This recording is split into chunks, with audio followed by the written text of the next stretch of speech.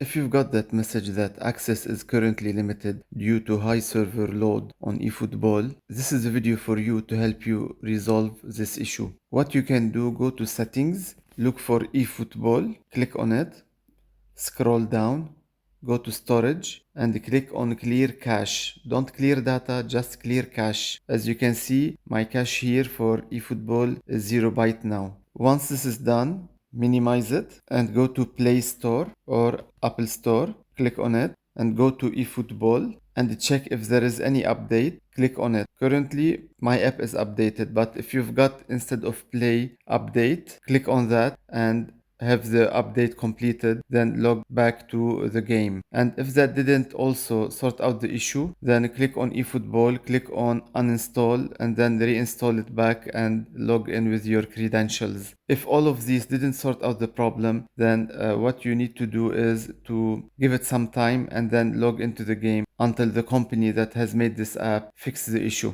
With that, I have come to the end of this video. Thank you for watching. Subscribe to my channel to watch upcoming videos. Take care. Goodbye.